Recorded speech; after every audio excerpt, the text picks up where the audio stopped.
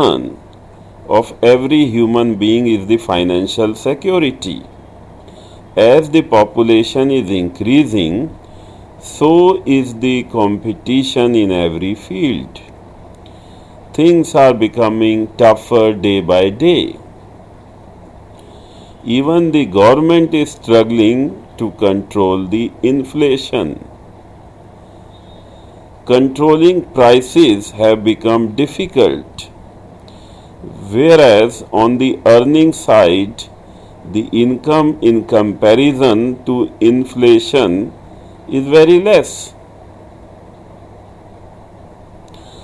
Businesses fail, jobs are meager. What to do? Mind is constantly under stress. What will happen if I lose the job? There is always tension and fear. This fear nourishes ego, and as the days pass by, ego becomes bigger and bigger. Big ego leads to big problems, big fears, big tensions, and big stress. This ego, with the help of memory, overloads the thinker. We keep on worrying constantly for future. We even do not enjoy with whatever we have in present. This constant looking for security makes the end of our life. Soon we become old. Now the question is how to get rid of this situation. Is it a money problem or a mind problem? Is there any relationship of mind with money? If yes, then what is that relationship? Who is the entity who is seeking answers to these questions? A number of explanations are given by many philosophers. Some say, pay attention to work, not to the reward.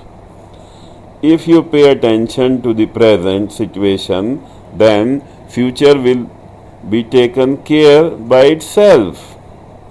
Thus don't worry, just pay attention to the present, that's all. Practically, the mind is not satisfied with all these explanations. It wants security. It wants to be secured before venturing out. I need money and rest is all nonsense.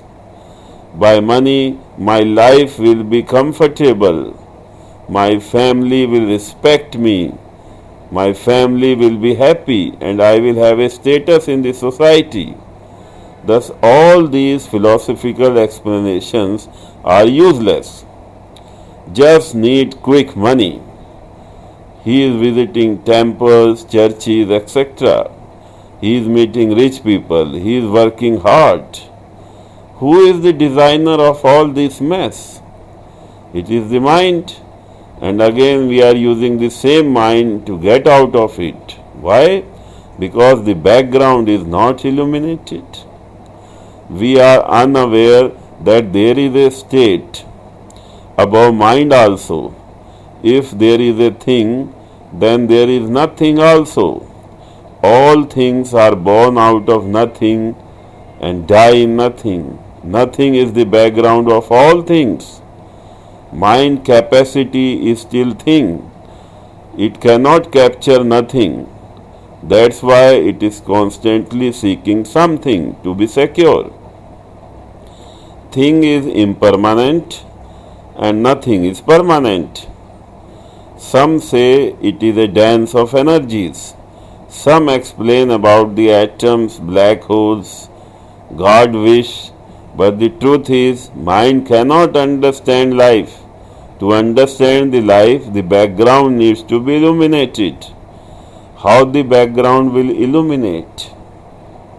When the mind drops, not made to drop. There are various ways by which the mind is made to drop. One of the common thing is the meditation and the other is worshipping. Let us go into this. Meditation is about paying attention to your true self from your false self. So long there is a false self, will it allow you to pay attention to your true self? And if there is true self, then where is the false self? If I say to you to close your eyes and pay attention to a point, and no thought should come in the mind, what will happen? The more you pay attention to the point after closing eyes, more thoughts will come. In fact, by saying that no thought should come, then in the beginning, more thoughts will appear. There are many gurus who advertise to join their 5-day program, and one will be stress free. After attending their program, there will be peace in life. Practically, what happens?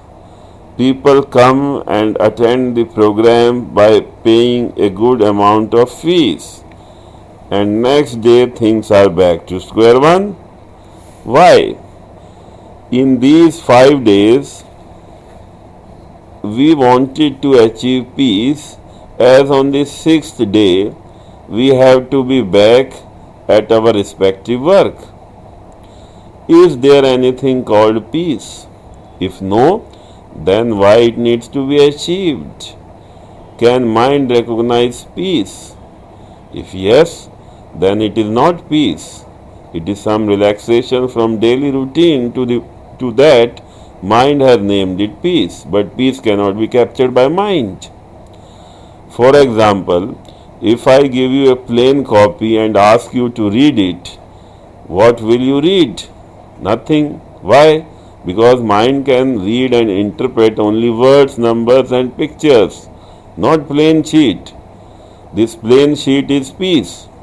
It is already there. It is the background. We only have written our story onto it. It is our mind who has written this story. When the story goes bad, we cry, we jump, we run, or we make drama. It is we only who were looking for money and now for peace.